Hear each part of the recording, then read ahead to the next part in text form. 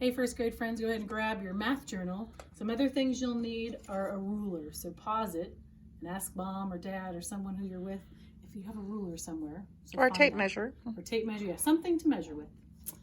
And then you'll need a pencil, crayons, and if you have a little mirror, grab it. If not, you don't need it. I'll show you kind of the fun thing you can do with a mirror. That happens to go with our math. All right, so let's get started. Pause it again if you need to gather those things. We are going to turn to page 215. 215. So go ahead and grab that and find it. Flip this over. And we are finding lines of symmetry. Some fun stuff. So when you find symmetry, remember that it means that, for example, like this heart, if I were to fold it in half, they would be the 8 equal shape on each side. So that's what we're looking for. We're looking for the same shape on each side. So you're going to draw, well, actually, you can get to color first. So you'll need orange, blue, green, and red. You're going to color the designs. I'm going to leave that for you to do, but the square is orange. Who remembers what that's called? Could call it a diamond, but what's our big math word? Rhombus is blue. The triangle is green, and the trapezoid is red, just like in our pattern block colors. So color those. You can color them first. You can do one at a time. And once you've colored them, that will help finding the symmetry as well, looking at it. But I'm going to show you, since I didn't color it. Well, no, I don't have, there's no time. You can do it. So once you're again coloring, you're going to draw the lines of symmetry. So what the mirror is for, it's kind of fun, is you can put it on the shape once you've figured out the line of symmetry, or you can look to see. For example, if I put it here on this line, Miss Kathy might have to angle her camera somehow, you can see it has a different design. So you know that that's not the same as what's behind. Or you can turn it, I'm going to turn the paper so it's easier, this way. And you see it has the square, the triangle. Is it the same as over here? It is. So a mirror is just something fun you can do. So you're going to draw your line of symmetry. You can eyeball it by yourself, or you can use the ruler to draw your line of symmetry. Or you can use the mirror if it's straight edge. Anything that has a straight edge, you can use to help draw that line. Or you can use the crayon box if you don't have anything like that, and you can do something like that. All right, so that's what your job is on this. 4 of them to find the line of symmetry. I know. And then the coloring will help you because you'll see even quicker where the line of symmetry would be. All right, let's turn to the next page. The next page is review. Just remembering all those things, you're going to do a subtraction. 6 minus 2 equals, the same over here, 5 minus 3. You're going to color the coins to show the amounts over here.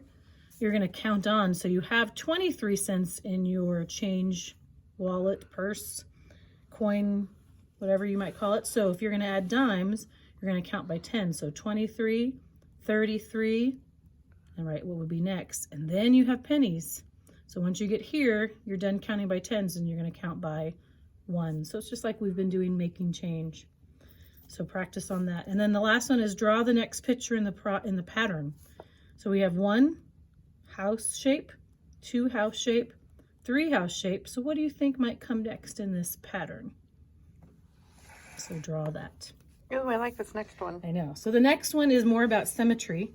You're going to look at the folded shapes, kind of like I did with the heart, and you're going to color the unfolded shape that it matches. So you can use a pencil or a crayon, or a marker not, it'll go through. Crayon or colored pencil. So this shape is here. Which one do you think this is when you unfold it? When you unfold this shape that they drew of, which one do you think it would be? It's kind of got a curve and a straight line. If you said this one in the middle, you're correct. So you're going to color that shape. Some of these are a little tricky. They have this puzzle piece one. It has the whole piece here in the middle. So you got to think about it. Which one do you think it would be here? And then this one too. Think about where they have the cut That one pieces. to me is tricky. This one, yeah. And then this one. Woo! If you need to practice with a piece of paper and cut it like they have it, see what happens. Try it with the actual piece of paper and do some hands-on. So you can cut out the shape like this and fold it and see, does it match?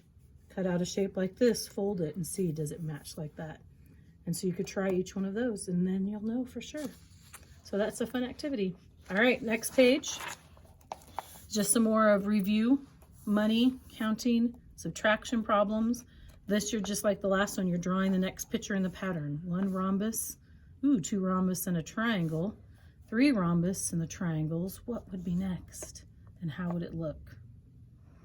And then counting on, with starting with this number and going 37, I'm giving you a clue, 47, and then you start with pennies.